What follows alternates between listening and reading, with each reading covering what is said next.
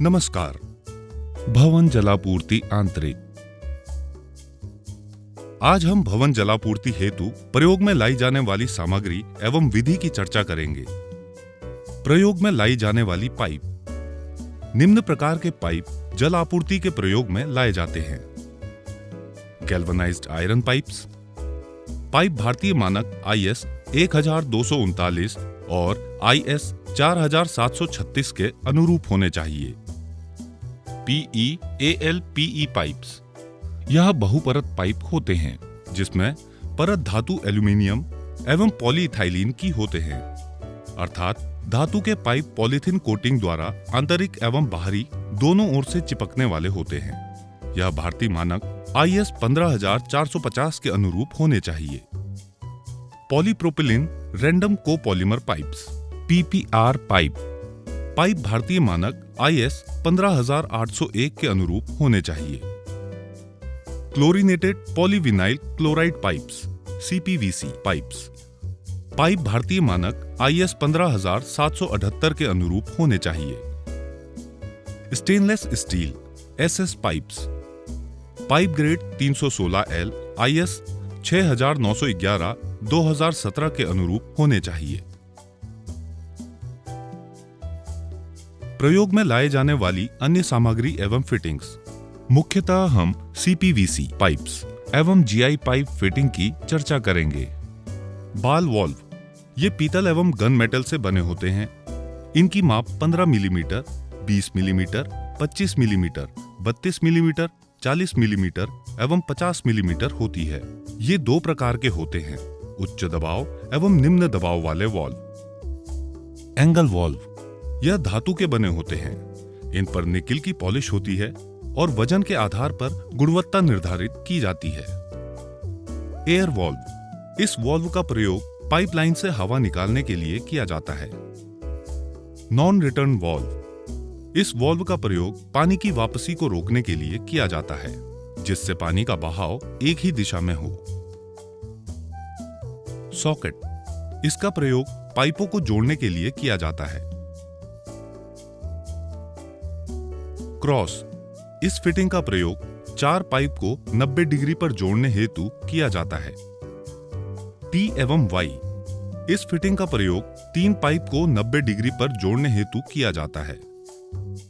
यदि तीन पाइपों को 90 डिग्री से कम पर जोड़ना हो तो Y का प्रयोग किया जाता है। एल्बो। पाइप की दिशा को बदलने हेतु प्रयोग किया जाता है। निप्पल। इसकी लंबाई 300 मिलीमीटर से कम होती है एवं इसके दोनों ओर चूड़ी बनी होती है, जो कि पाइप एवं अन्य फिटिंग को जोड़ने के लिए प्रयोग किया जाता है। Stop Coke.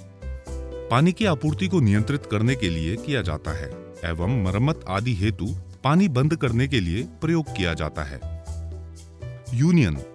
मरम्मत के दौरान जहां दो पाइपों को घुमाना संभव नहीं होता, वहां यूनियन का प्रयोग किया जाता है। इनको लगाने का उद्देश्य पाइपलाइन की मरम्मत के दौरान किया जाता है। पाइप को काटना। जहां भी पाइप को विभिन्न फिटिंग, टी, वेड आदि जोड़ने के लिए काटना हो तो इस प्रकार का काटा जाता है कि फिटिंग को जोड़ने के बाद पाइप एक लाइन में ही रहे।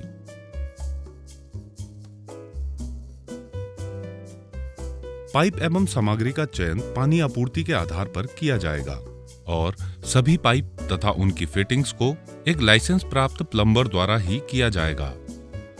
आंतरिक जल आपूर्ति हेतु पाइप बिछाने की विधि। अधिकतर भवनों में GI मध्य ग्रेड का पाइप एवं CPVC पाइप का प्रयोग किया जाता है। वर्तमान समय में जहां प्रयोगशाला एवं ऐसे स्थान जहां रसायनों का प्रयोग होता है, वहां स्टेनलेस स्टील के पाइपों का भी प्रयोग किया जाने लगा है।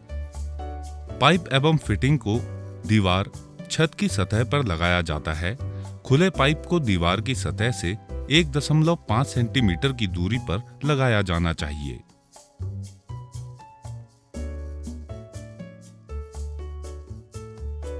यदि आवश्यक हो तो पाइप को दीवार में सतह के अंदर भी लगाए जाते हैं।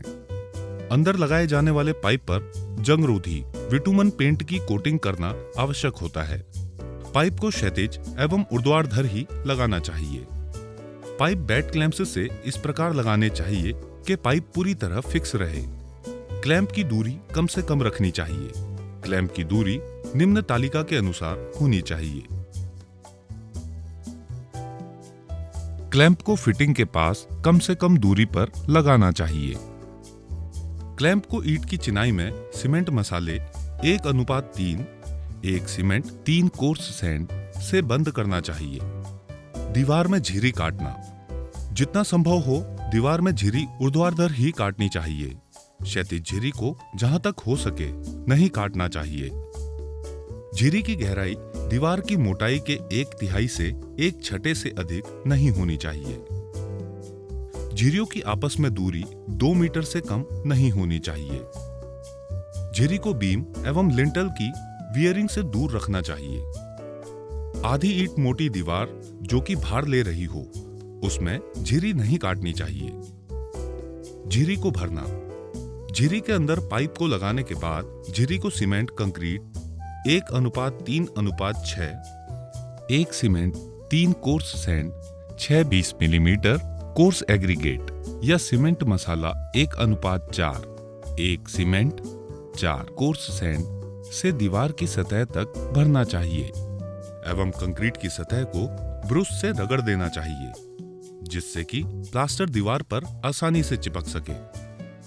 पाइपलाइन की जांच। पानी की लाइन बिछाने के बाद निम्न टेस्ट किया जाता है। रिसाव जांच, लीकेज टेस्ट। ये जांच पाइप में दबाव के पूर्ण होने के उपरांत की जाती है।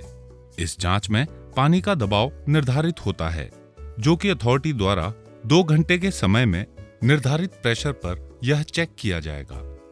इस जांच के दौरान यह सुनिश्चित किया जाता है कि किसी भी जोड़ में पानी का कोई भी रिसाव नहीं होना चाहिए। पैमाइश।